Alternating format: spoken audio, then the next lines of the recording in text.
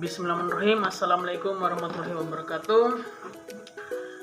Saya Julfadil Lahai, mahasiswa hukum semester 6 yang akan melanjutkan ke semester 7. Kali ini saya akan menjelaskan tentang tata cara penyelesaian hubungan industrial pada proses pengadilan.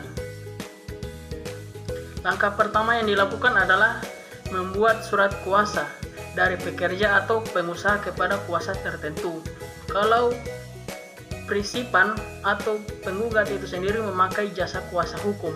Setelah surat kuasa selesai, maka kuasa menyusun surat gugatan penggugat. Namun kalau tidak memakai jasa kuasa hukum, maka prisipan atau orang yang bersengketa sendirilah yang membuat surat gugatan. Kemudian didaftarkan ke kepanitraan pada pengadilan hubungan industrial. Setelah didaftarkan sekitar 2 minggu atau 3 minggu, kemudian jurusita akan memanggil para pihak, baik penggugat maupun pihak tergugat, untuk menghadiri persidangan perdana, yaitu sidang pertama.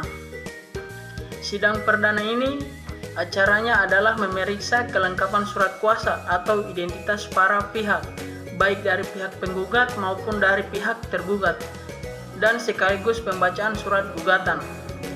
Sidang ditunda sekitar 1 minggu, kemudian dilakukan sidang kedua, yaitu pembacaan jawaban dari tergugat terkait gugatan yang diajukan oleh pihak penggugat. 1 minggu kemudian dilaksanakan sidang ketiga, yaitu pembacaan replik dari penggugat untuk menanggapi jawaban dari tergugat. 1 minggu kemudian dilaksanakan sidang keempat atau sidang duplik, yaitu tanggapan tergugat terhadap duplik dari pihak penggugat. Setelah sidang duplik 1 minggu kemudian dilanjutkan sidang berikutnya, sidang kelima, yaitu pengajuan bukti surat baik dari penggugat maupun dari tergugat. Pengajuan bukti sidang hanya sekali sidang. Ini dalam kasus manakala bukti surat dari penggugat dan tergugat hanya sedikit, misalnya hanya bukti 1 sampai bukti 10. Demikian juga tergugat buktinya hanya bukti 1 sampai bukti 10.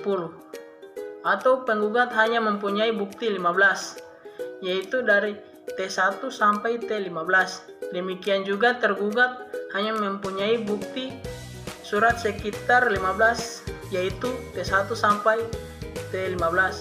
Jika misalnya banyak buktinya sekitar 30 atau 40, biasanya majelis hakim akan mendahulukan bukti surat yang diajukan oleh penggugat.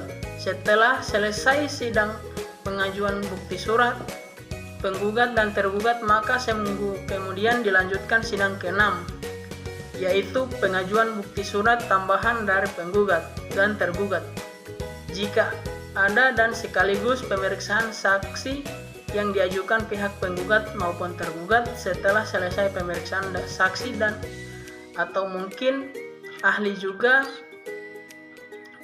seminggu kemudian dilanjutkan dengan sidang penyampaian kesimpulan dari pihak baik dari penggugat maupun dari tergugat. Nah, setelah selesai kesimpulan biasanya 2 minggu kemudian atau sidang terakhir, maka majelis hakim akan membacakan putusannya. Baik, itulah penjelasan dari saya. Lebih dan kurangnya saya mohon maaf. Billahi taufiq wal hidayah. Wassalamualaikum warahmatullahi wabarakatuh.